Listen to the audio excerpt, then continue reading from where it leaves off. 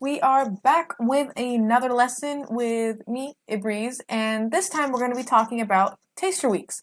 So I'm sure you've heard this phrase tossed around a lot. Oh, I want to do a taster week. Ooh, how can I get that taster week? And you must be like, what in the world is a taster week? I'm going to admit, the first time I heard about it, it just sounded like a really nice meal or maybe, a buffet that you could attend. But really, when you think about it, it kind of is like that. I mean, imagine you're at a buffet and there's just so many different things in front of you and you're just wondering what you want to eat. So what do you do? Well, what I would do is I'd take a little bit of everything and then I'd see what I liked. And then maybe I'd go back for seconds for that. So that's essentially what a taster week is. You take a little bit out of different departments that you're interested in knowing about. And then once you find the one that this is what I want to do, there you go. You figured out what speciality you want to enter. So I know a lot of people like to do taster weeks in departments like A&E or psych or GP or radiology. So it's about speaking to your HR and your postgraduate medical center and telling them, listen, I'm a non-trainee. I'm not really certain about what I want to do. I'm not sure what kind of training I want to apply for. I really want to do a taster week in this department so that I want to see, if it's something that I'm excited to do, if it's something that I feel I want to pursue then later on. And there's no reason for them to tell you no, because obviously it's good for them as well if somebody joins the specialty, especially if it's a specialty that not a lot of people are keen to join or they have a huge shortage in that specialty. So go ahead and speak to HR, speak to your postgraduate medical center, explain to them why you want to do a taster week in whatever department you find that you want to do it in, and really keep an open-minded approach when you're doing this taster week, because it is a really great opportunity. Though I haven't personally done one, I know a lot of people who have, and they've all said the same thing. It's just about, again, going in there with your eyes open, ears open, and really absorbing everything. Because you're essentially kind of like, an observer, like you're shadowing around. They might ask you to do stuff, but you kind of got to take a step back and see how the entire department or how that specialty really runs, and if you can see yourself doing that in however many years down the road. Taster weeks are not something that you should just be like, oh yeah, okay, I'll just do it and I'll get it done.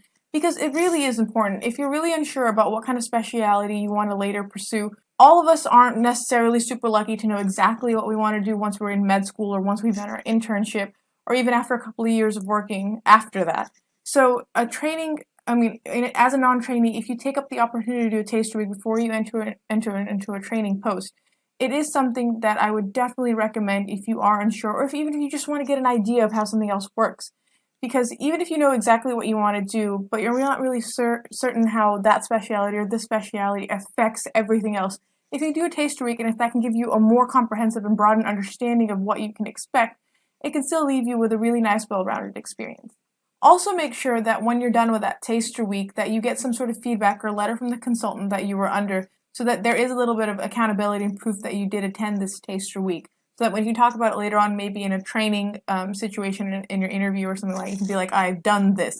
Which is again why I want to reiterate, it's really important that when you're in that taster week to take it with your full passion and attention, because you don't want it to be that you didn't do what you wanted to do, or you didn't show that consultant as well as you could have about your abilities and your passion, because it'll come back to reflect you when you get that letter. So keep that in mind, go into it with an open mind, and just enjoy the entire event. Just to add to what Ibreez was talking about taster weeks, it can vary a lot from different hospital, different trust that you're working in. I'll just show you an example of the trust that I'm as a trainee right now in Plymouth. It's Postgraduate Medical Education Plymouth. It's a very nice website put together by our PGME, and you can see under the foundation thing they have a guidance about the study leave and taster week. And as you can see, taster weeks, it says about that how much time they would need to process the whole thing, and you have to speak with your current department or the rota coordinator, because technically for the taster week, your current employment, whichever place you are working in right now, will have to allow you to leave as a form of a study leave or an annual leave. And you have to speak to your, as a non-trainee, you may not have an educational supervisor, but you have your clinical supervisor. Speak to them. I'm sure they can, if you are genuinely interested in some other specialty. Like it's might be difficult for you to get a non-training job in radiology. It might be difficult for you to, I don't see how you can get a non-training job in a GP practice. So if you want to do a GP training, I mean, you have to arrange for, I mean, it's not have to, but if you arrange for a taster week, it will actually be a very good addition to your portfolio, and also it will help you in your training application. So there is a separate study leave form in our postgraduate medical lecture for taster application and also taster week report, as Ibreez told already, that you have to get this report, otherwise there is no documentary trail of having this done.